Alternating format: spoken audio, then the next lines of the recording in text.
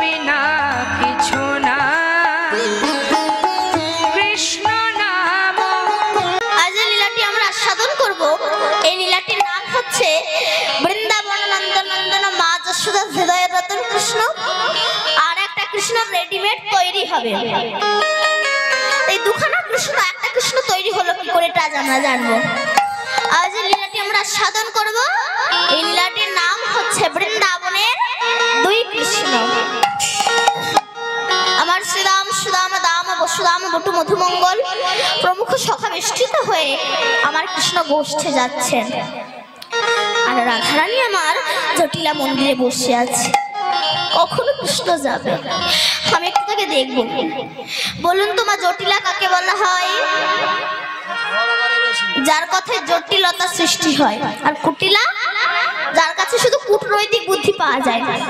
জেলে জাল পেতে রেখে দিয়েছে, একটাও মাছ পড়ে না। তারপরে যখন তুলেছে দেখছে একটা পাথর পড়েছে। জেলে বলে এতক্ষণ পরে একটা পাথর পড়লো, পাথরটাকে যে ফেলে দিতে যাবে, পাথর বলছে জেলে আমাকে দিও না ফেলে। পাথর আমার কথা বলতে পারে? বলে আমি হচ্ছে এক চমৎকার পাথর, আমার কাছে যা চাবে তাই পাবে। তবে আমার একটা দোষ আছে, কি চাইলে তোমার হবে একটা, লোকের হবে দুটো। জেলে বলে পাথর পেলাম আমি, আমার হবে একটা, লোকের হবে দুটো, আমি চাইবো না। পরের ফলে সহ্য করতে পারে না, আমি চাইবো না। বাড়ি এসে ভালো করে পাথরটাকে গুছিয়ে রেখে দিচ্ছে। বউ বলে তুমি সামান্য পাথর গুছিয়ে রেখে দিচ্ছ কেন? বলে শুনবো, তুই এর কাছে যা চাবি তাই পাবি, তবে তুই চাইবি। বলে কেন? বলে চাইলে আমাদের হবে একটা, লোকের হবে দুটো, তুই চাইবি। চলে গেছে। এখন মেয়েদের মধ্যে যদি কোনো গোপন কথা থাকে, সেটা না করা পর্যন্ত বধযোগ হয়। মেয়েটা তখন, বউটা তখন পাথরকে বলছে, পাথর আমি যা চাবো তা পাবো? বলে হ্যাঁ। বলে আমার একতলা বিল্ডিং বাড়ি করে দাও। ওর একতলা বিল্ডিং বাড়ি হয়ে গেছে, গ্রামের সবাই দুতলা করে বিল্ডিং বাড়ি হয়ে গেছে। জেলে ফিরে এসে বাড়ি চিনতে পারছে না, সল্টলেক টাউন হয়ে গিয়েছে। মনে মনে ভাবছে বউ নিশ্চয়ই কিছু চেয়েছে, যেটা কম তলা বাড়ি হবে সেটা আমার। গেছে, বউ তুই কিছু চেয়েছিস? বলে হ্যাঁ। দেখুন পরের ভালো সহ্য করতে পারে না। জেলে তখন পাথরকে বলছে, পাথর আমি যা চাবো তা পাবো? বলে হ্যাঁ। বলে আমার সামনে, বাড়ির সামনে আর পেছনে 100 ফুট আর 100 হাত গর্ত করে দাও। বাড়ির সামনে আর পেছনে 100 ফুট আর 100 হাত গর্ত হয়ে গেছে, গ্রামের সবার চারিদিকে খাল হয়ে গেছে।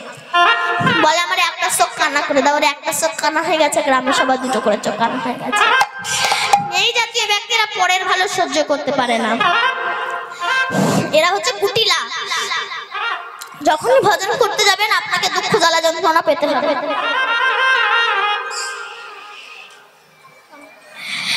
আপনাকে দুঃখ জ্বালা যন্ত্রণা পেতে হবে। কেন? এই দেহের মধ্যে কান একটা শত্রু, নাক একটা শত্রু, হাত একটা শত্রু, পা একটা শত্রু।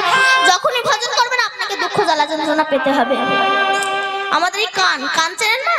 কান কান তাও শোনেন না আপনারা? আমার মায়েরা কিছু বলেই না। আপনার সামনে শুধু একটু হু হু করবেন তো, নইলে আমার ভালো লাগে।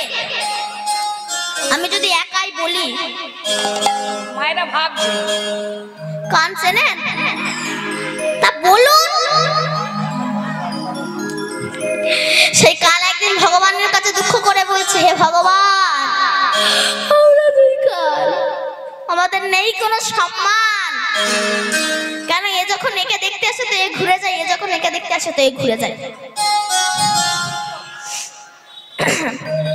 এই কান একদিন ভগবানের কাছে দুঃখ করে বলছে, হে প্রভু, আমাদের কি কষ্ট। কেন? স্কুলে গেলাম, মাস্টারমশাই পড়া জিজ্ঞাসা করলো, না বলতে পারলে এই কানটাকে ধরেই মুলে দেয়, লাল হয়ে যায়। বলুন তো প্রভু, দোষটা কি আমার? দোষটা তো মনের, মন মনে রাখতে পারেনি, আগে এই কানটাকেই মুলে দেয়। তাও কষ্ট করে আছি।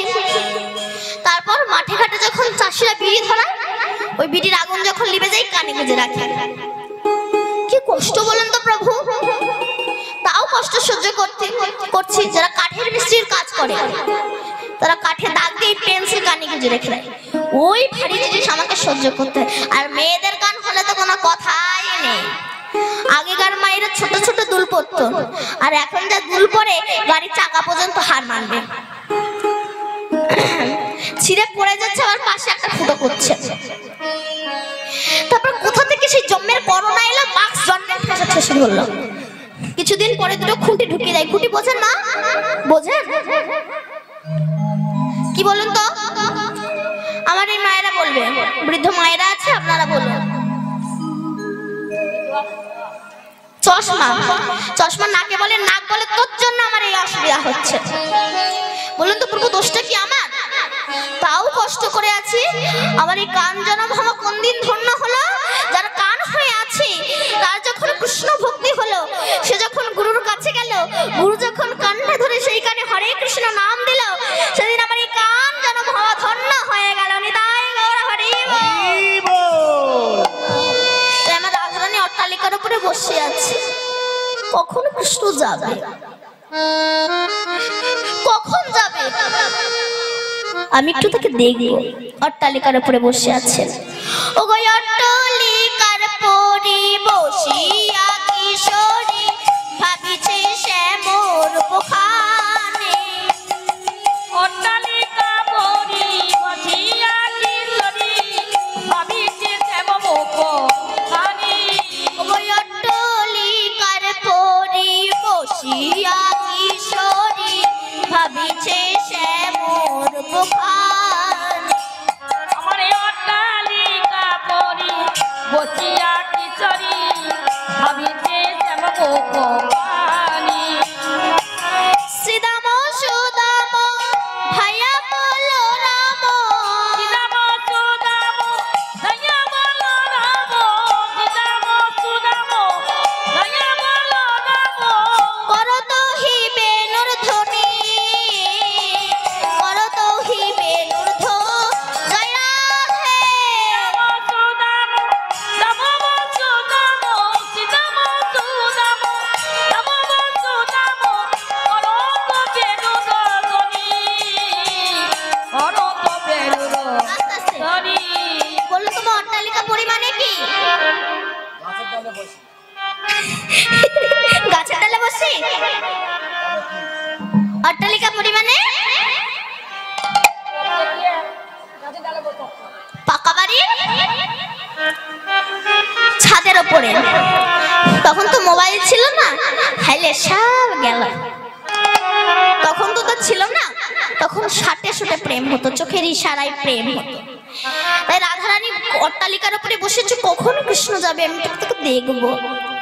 তবে বাবা, ভগবানকে পেতে গেলে আগে আসক্তির মূলটাকে ছাড়তে হবে, ভক্তির পথে পথে হতে হবে। এই ত্যাগ আর বৈরাগ্য মানব জীবনে আসার জন্য দেহি নাসমিন যত দেহে কৌমারং যৌবরং যারা তথা দেহান্তর প্রাপ্তি ধীরস্তত্র নামোচ্ছতে। হরি নাম করো। এই আত্মজ্ঞান যিনি লাভ করেছেন তাঁর আর মোহগ্রস্ত হবে না। এখানে কঠোর উপনিষদে নচিকেতা যমরাজের চরিত্র আছে। নচিকেতার বাবা ব্রাহ্মণেরকে গাভী দান করছে। নচিকেতা এসে বলছে, বাবা আমাকে কার কাছে দান করবে? বলুন তো বাবা, কাজের সময় ছেলে মেয়েরা যদি এসে জ্বালাতন করে রাগ হয় না? বলে তোকে জমের কাছে দান করলাম। বাবা মায়েরা বলে না, মর মর তোর মুখ দেখবো না। এটা কিন্তু বাবা হৃদয় থেকে বলে না, বাইরে থেকে বলে, বাইরে থেকে বলে সব। বলে তোকে জমের কাছে দান করলাম। নচিকেতা বাবার কথাকে মন্ত্র ভেবে নিয়ে জমের কাছে চলে গেল। কিন্তু যমরাজ জমালয়ে ছিল না, কাজের জন্য জমালয়ের বাইরে ছিল। ফিরে এসে শুনতে পাচ্ছে এই শিশু না খেয়ে না দিয়ে 3 দিন এখানে বসে আছে। তখন যমরাজ বলছে, 3 দিনের জন্য তুমি কোনো 3টে বর চাও। 3টে বর চাও আমার কাছে। বলে প্রথম বর চাইলেন, আমার বাবার মনে আপনি শান্তি ফিরিয়ে দিন, তথাস্তু। দ্বিতীয় বর, আমার পরিবার এবং সকলের জন্য সুস্থ থেকে এই কামনা করি, তথাস্তু। আর তৃতীয় বরে এসে ফেসে গেলেন। তৃতীয় বরে কি চাইলেন? আত্মার স্বরূপ কি? মৃত্যুর পরে আত্মা কোথায় যায়? মৃত্যুকে জয় করার উপায় কি? যমরাজ হেসে বলছে, তুমি এইটুকু বালক, তুমি এসব জেনে কি করবে? আমি তোমাকে অন্য কিছু দেবো। কি দেবো জানো? স্বর্গের অপ্সরাদের হাজির করলে এদেরকে নয়, এদের মতো সুন্দরী রমণী আর জগতে নেই। বলে ওদেরকে নিয়ে আমার কোনো লাভ হবে না। বলে স্বর্গের অধিপত্য করছে বলে ওসব নিয়ে আমার কোনো লাভ হবে না, যেটা চাইছে সেটাই দিয়ে। মানুষের জীবনে তাকে তখনই বৈকুণ্ঠের টিকিট দেওয়া হয়। তখন বলুন তো মা, যখন দুটো জিনিসকে ত্যাগ করতে পারবে। এক হলো নারী আর এক হলো অর্থ। এই দুটো জিনিসকে যখন আপনি ত্যাগ করতে পারবেন তখনই আপনাকে বৈকুণ্ঠের টিকিট পাবেন। বাবা, একটা বছর আপনি একটা কাজ করুন, দুটো কাজ করতে পারলেন এক বছরের মধ্যে আপনি ভগবানের কল পাবেন। কি না, একটু ব্রহ্ম মুহূর্তে উঠুন। আচ্ছা, ব্রহ্ম মুহূর্তের বাতাসটা তো সুমধুর হয় কেমন? নদীর বয়ে যাওয়া কুলুকুলু শব্দ তো মন স্পর্শ করে কেন? সকালবেলার আবহাওয়ার বেলা 9টার আবহাওয়া কি এক লাগে মা? এক লাগে না কেন? একই তো আকাশ, একই তো পৃথিবী বলে। ওই সময় স্বর্গে যত দেব ঋষিদের বাস, ওই জন্য তো নির্মল হয় ভোরের আবহাওয়া। একবার স্বামীজি টেলিফোনে কল করতে গিয়েছে, তখন তার মোবাইল ছিল না, টেলিফোনে কল করতে গিয়েছে, শুধু ওদিক থেকে বিজি বিজি বলে যাচ্ছে। তখনকার যিনি মালিক, সে বলছে যদি এত দরকার পড়ে ওই ভোর 4টে-5টার দিকে এসো। স্বামীজি যে 4টার সময় এসে ফোনে কল করেছে, ওদিক থেকে হ্যালো করে ধরেছে। একদিন স্বামীজি একটা প্রবচনে বলেছিল, যদি ভগবানের সঙ্গেও কল যোগাযোগ করতে চাও ভোরের বেলা করো, ওই সময় লাইন ক্লিয়ার, ওই সময় করো। কিন্তু দুটো জিনিসকে ত্যাগ করলে তবে আপনাকে বৈকুণ্ঠের টিকিট দেওয়া হবে। এক হলো নারী আর এক হলো অর্থ।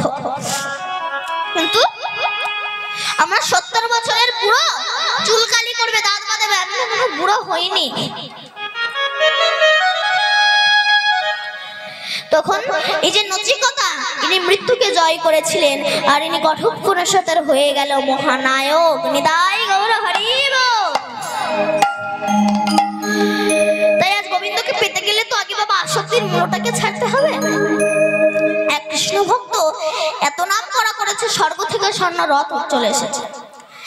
সে যখন ওই রথের উপরে গিয়ে বসেছেন, বউ এসে বলে তুমি সারা জীবন আমার সঙ্গে সংসার করে এখন তুমি স্বর্গে যাচ্ছ, আমাকে নিয়ে যাবে না? বলে এখানে তো একটাই মাত্র সিট, তা আমি আমার পাটাকে ঝুলিয়ে দিচ্ছি, তুই আমার পাটা ধরে ঝুলে পড়। ও পা ধরে ঝুলে পড়েছে। এমন সময় ছেলে এসে বলছে মা আমাকে নিয়ে যাবে না, বলে আমার পা ধর।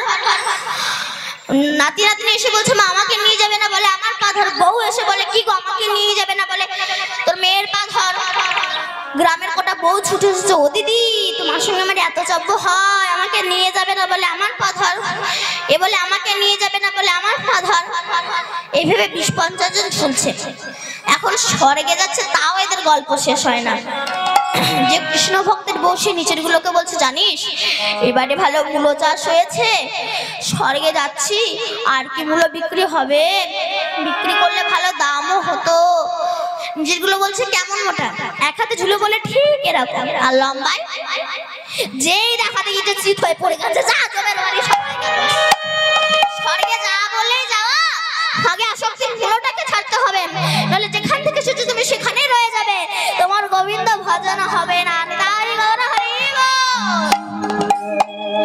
তাই আজ আমার রাধারানী অট্টালিকার উপরে বসেছে, কখন কৃষ্ণ যাবে আমি তাকে দেখবো। আবার আবার কৃষ্ণ ভাবছে যদি রাধাকে না দেখতে পাই, তাই হাতে একটা বাঁশি ছিল, সেই বাঁশিটা ত্রিভঙ্গ মুরারি হয়ে দাঁড়িয়েছে।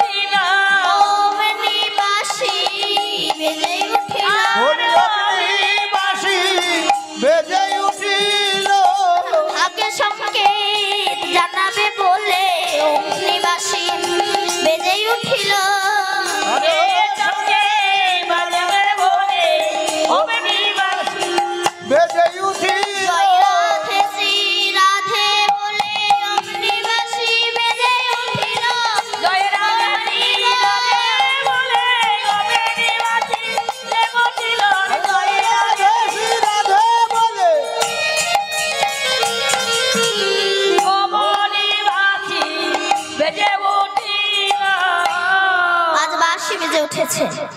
পৃথিবীতে বাবা যত যন্ত্র আছে সবচেয়ে সুমধুর যন্ত্র হচ্ছে বাঁশি। এই বাঁশিটা জন্ম কোথা থেকে হয়েছে? পূর্বে ব্রহ্মাক্রিয়তে যজ্ঞে বিনু পঞ্চবিরুষ্যতে, নবম পর্বে সরহন্ন, ষষ্ঠমে জলধনু, পঞ্চমে হয় গান্ডীব ধনু, সপ্তমে হয় হরধনু। বিশ্বকর্মার নিষ্কাম যজ্ঞে 25 পর্বে আহুতিতে একটা বাঁশির উৎপত্তি হয়। এত ঊর্ধ্বে পর্বটা ছিল, এক পর্বে হয়েছিল মোহনা বাঁশি। এই বাঁশিটা কৃষ্ণের কাছে আসলো কি করে?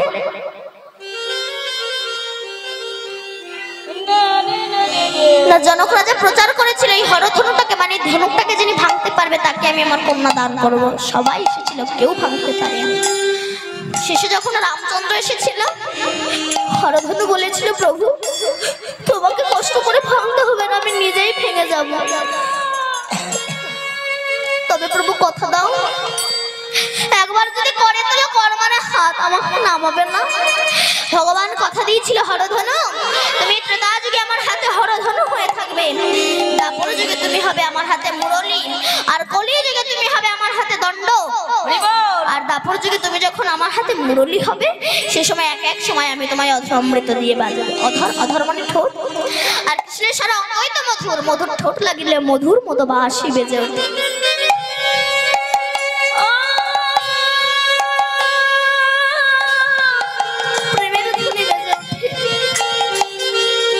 নামের ধ্বনি বেজে ওঠে, সেই নাম শুনে আমার রাধারানী আমল হয়েছে।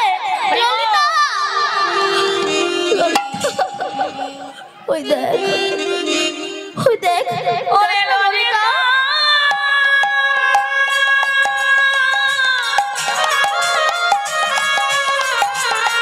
ওরে ললিতা রে, দেখ দেখ দেখ দেখ, ওই তোর মননি ওরে ললি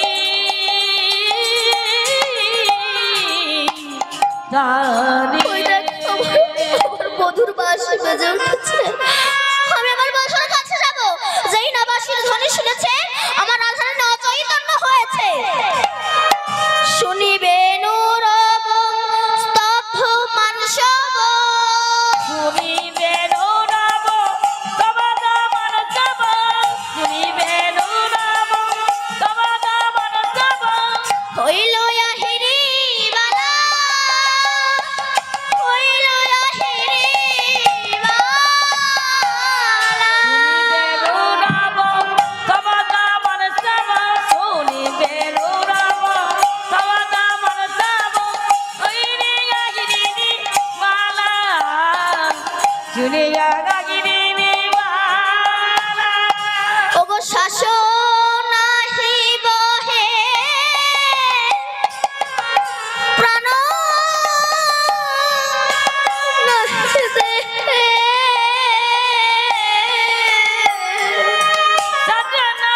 সাজনাই বসে আমার প্রাণ নাহি।